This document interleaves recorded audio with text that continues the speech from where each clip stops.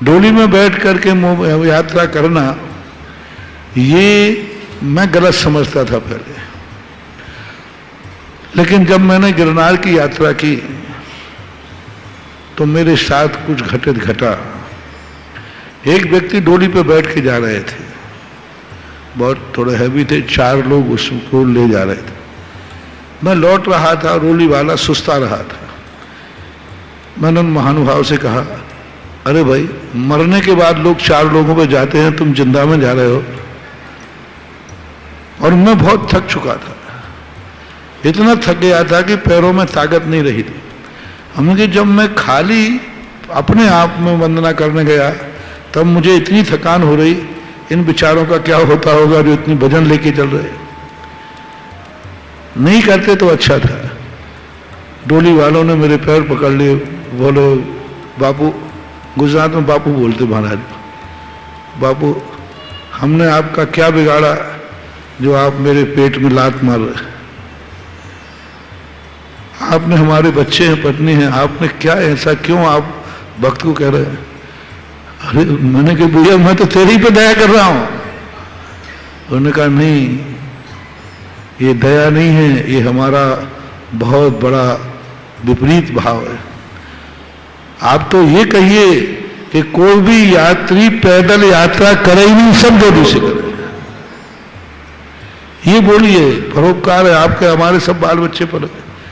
और दूसरा प्रतीक मैंने देखा कि डोली वालों को यदि डोली भार लगती तो वे 100-100 मीटर तक, 100-100 सीढ़ियों तक आपका पीछा करते हैं। देखो सेठ जी डोली कर लो, बाद में पछताओगे, अभी कर लो बाद में पछताओगे, वहां मिलेगा नहीं। इसका अर्थ है कि तुम्हारी डोली करने से एक परिवार की आजीविका पलती है, और वे डोली में बैठने पर ना खुश नहीं होते, खुश होते। तब मुझे ऋषभदेव का याद आया कि ऋषभदेव ने बैलों से खेती करना सिखाया। अब बैल को कितना कष्ट होता है। ऋषभदेव तो कह रहे कष्ट नहीं होता, बैल से पूछो। यदि उसको किसान के घर में हल जोतने पर कष्ट होता तो बैल को खोलने के बाद वो लौट करके घर ही क्यों आता, भाग क्यों नहीं जाता? भागता क्यों नहीं है? क्योंकि बैल जानता है कि हमसे काम भी लेता है और हमारी जिंदगी की भी सुरक्षा करता है। ऋषभदेव ने घोड़े पे बैठना सिखाया, हाथियों पे बैठना सिखाया। मैंने कहा भगवान क्या कर रहे हो, हाथियों पे बैठना सिखा रहे हो? बोले हाँ, हाथी पर सवारी करना सीखो। एक कुलकर ने हाथियों पर, घोड़ों पर सवारी करना सिखाया। अरे मैंने कहा आप तो सम्यक दृष्टि जीव हो, इसको भजन क्यों? बोले नहीं, यही सवारी इसके जीवन की सुरक्षा है। यदि ये पशु काम में आते रहेंगे तो ये सुरक्षित रहेंगे, नहीं तो वही हाल होगा जो प्रातः काल कहा था, बकरे की अम्मा कब तक खैर मनाएगी।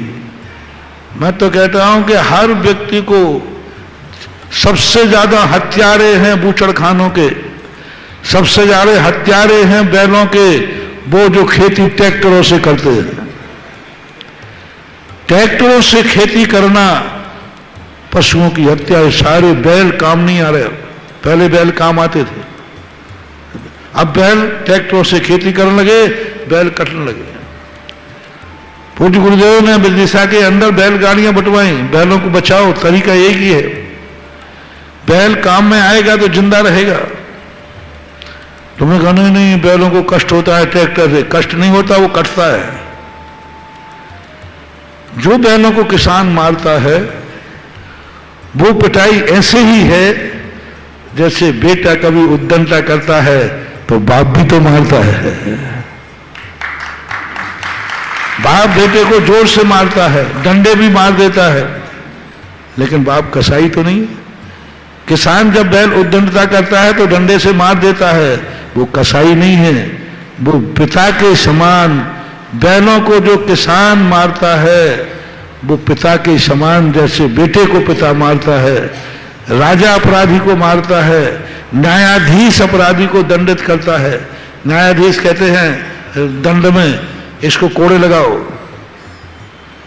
राजा कहता है इसको बंदी बना दो, इसको फांसी पे चढ़ा दो, तो क्या राजा हत्यारा, न्यायाधीश हत्यारा है? राजा हत्यारा है? नहीं है।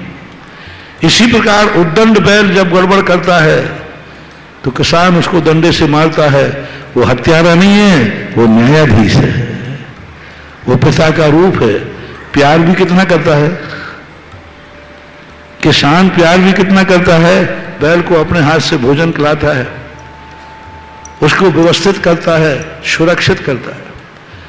और हाथी जो हैं, मैं तो कहता हूं कि हर महोत्सव में आप हाथियों को बुलाइए, हाथियों पर बैठिए, नहीं तो ये हाथी सब कट जाएंगे, क्योंकि जिंदा हाथी लाख का, मरा 1.25 लाख का।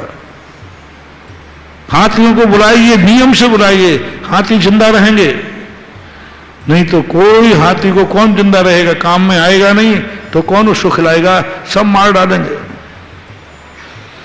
विश्वदेव की ये दूरदृष्टि थी कि पशुओं का पालन करो, आप उनसे काम लो।